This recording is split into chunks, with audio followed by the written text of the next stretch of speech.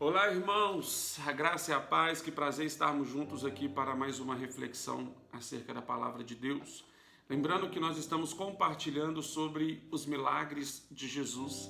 E hoje eu quero tirar a nossa reflexão do Evangelho de Lucas, capítulo de número 7, do verso 11 até o verso 17, que vai narrar a história da ressurreição do filho da viúva de Naim. O texto a partir do verso 11 diz que Jesus no dia seguinte ele se dirige para Naim. Ele não estava sozinho, tinha com ele uma grande multidão, mas quando Jesus está chegando perto da porta dessa cidade, Jesus se depara com um acontecimento. Havia um cortejo fúnebre saindo da cidade em direção ao cemitério. Eu acho engraçado esse detalhe do versículo 12, que quando Jesus se aproxima da porta da cidade, é bom entendermos que a porta da cidade não era a única porta contida dentro dessa história. Se eles passassem pela porta da cidade do lado de fora, eles iriam encontrar mais uma porta, que era a porta do cemitério. Mas dentro da cidade também tinha uma porta. Era a porta da casa dessa mulher. Até alguns anos atrás, dependendo até hoje, em algumas cidades mais do interior, eles têm um costume de fazer o velório das pessoas dentro de casa. Naquela época era muito comum, na sala da casa, a pessoa ali era velada. É engraçado nós pensarmos por um período de 3 dias. Havia um costume entre os judeus, não é bíblico, mas era um costume, uma tradição entre eles, que eles acreditavam que uma pessoa depois de morta, o espírito dessa pessoa ficava sobre ela por um período de 3 dias. Então ninguém era enterrado antes desses 3 dias. Porque eles acreditavam que a qualquer momento aquela pessoa poderia ressuscitar. Vale lembrar, porque esse foi o motivo que fez Jesus ir ressuscitar Lázaro no 4º dia. Mas vamos imaginar a história dessa mulher. A Bíblia classifica como viúva. Ela não tinha marido. Então, diante da sociedade ali presente, ela era uma pessoa completamente infortunada. Uma pessoa sem projetos, sem sonhos, porque a mulher dependia exclusivamente do homem, do marido. O raio de esperança que aquela mulher tinha era o seu filho, mas agora o seu filho está morto. Imagine essa mulher agora sentada na sala da casa dela por um período de 3 dias, esperando que a qualquer momento o filho dela pudesse ressuscitar, pudesse levantar, porque a esperança dela estava dentro de um caixão. Os sonhos dela, o futuro dela, o arrimo dela estava dentro de um caixão. Passa o primeiro dia, passa o segundo dia, passa o terceiro dia, e o coração daquela mulher começa a ser tomado de tantos questionamentos. Olha, assim como foi com o meu marido, assim como eu já perdi a minha esperança, o meu marido não ressuscitou, agora eu estou vendo a única esperança que eu tenho, que é o meu filho se esvaindo por entre os meus dedos. Eu perdi completamente o meu futuro e perdi completamente o sentido da minha vida. Quando completa 3 dias, aquela mulher tem que sair da casa dela em direção ao cemitério. Enquanto o filho estava dentro da casa, o filho estava no lugar de segurança. Enquanto o filho estava dentro de casa, estava no lugar onde ela tinha um controle, onde ela conseguia observar as coisas, onde a qualquer momento o menino podia ressuscitar. Mas agora saiu de casa, perdeu o controle.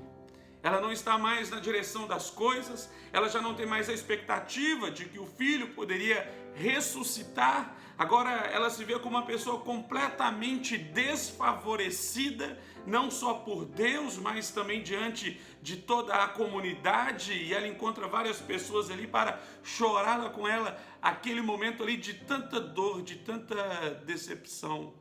Mas o texto vai dizer que quando ela estava saindo da cidade, o cortejo da morte estava saindo da cidade, o cortejo da morte encontra com o cortejo da vida. O cortejo da morte encontra com Jesus. E Jesus percebe aquela movimentação, aquele velório, aquela caminhada fúnebre ali, e de repente Jesus ele olha para aquela mulher sem perspectiva, sem esperança, com o futuro completamente dilacerado, o coração completamente estarrecido, porque alguém já disse que uma das piores dores da vida é perder um filho, e é bom lembrar que os pais enterrarem os filhos, isso é antinatural. O natural é o filho enterrar o pai. Agora, aquela mãe já enterrou o marido. ela já perdeu o arrimo da família, agora toda a esperança dela estava nesse único filho, agora ela vai enterrar o seu filho. Jesus encontra com aquela mulher completamente destruída pelas circunstâncias da vida e diz para ela uma palavra mais linda que podemos ouvir nesse dia é: não chores, não chores. A pergunta é: como não chorar? Como não chorar diante da perda? Como não chorar diante do caos? Como não chorar diante da destruição? Como não chorar diante de situações que nós perdemos o domínio, nós perdemos o controle? Mas a verdade é uma palavra de esperança de Jesus para aquela mulher, dizendo: não chores, não chores porque eu estou aqui, não chores porque eu cheguei. Eu me lembro de Apocalipse capítulo 5, o texto diz que João foi arrebatado ao céu e o anjo mostrou para João um livro atado com 7 selos, só que ninguém era digno de abrir o livro e de nem desatar os seus selos. Ali está a história da humanidade e o texto diz que João chorava muitíssimo. Então em Apocalipse nós temos um contraponto, porque no céu não é lugar de choro, mas João está chorando no céu, até que o anjo chega para João e diz: João, não chores, eis aí o leão da tribo de Judá, eis aí a raiz de Davi, eis aí aquele que venceu, desatou os seus 7 selos, é digno de abrir o livro. Deixa eu te dizer, não chores, não chores, eis aí aquele que venceu a morte, eis aí aquele que ressuscitou, eis aí aquele que vem ao seu encontro no dia do seu luto. Você pode estar enlutado, você pode estar entristecido, você pode estar enfraquecido, mas da mesma maneira que Jesus foi ao encontro da viúva de Naim, Jesus ele veio ao seu encontro através desse vídeo para te dizer: não chores. Não tem uma palavra mais bonita do que essa: não chores. Seca as lágrimas dos seus olhos, não chore. O texto diz que Jesus toca no esquife do caixão e vira para o rapaz e fala: levanta, levanta.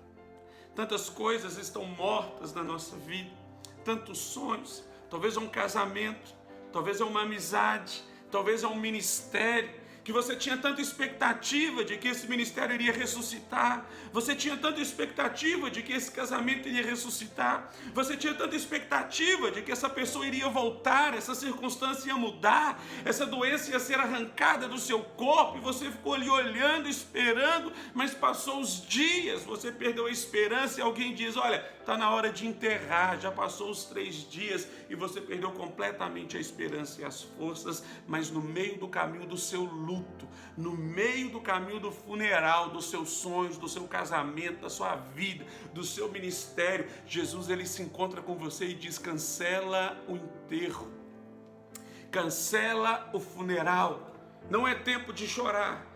Eis aí o leão da tribo de Judá, eis aí aquele que venceu a morte. Jesus vira para o rapaz e diz: ressuscita, levanta. Imagina o coração daquela mulher olhando e vendo agora todas as esperanças dela voltando. Imagina os olhos daquela mulher que até então enxergava tudo turvo, tudo cinza, mas agora a sua visão começa a ter cor, ela começa a ter alegria, porque o filho dela ressuscitou, a esperança voltou. O cortejo da vida encontrou com o cortejo da morte.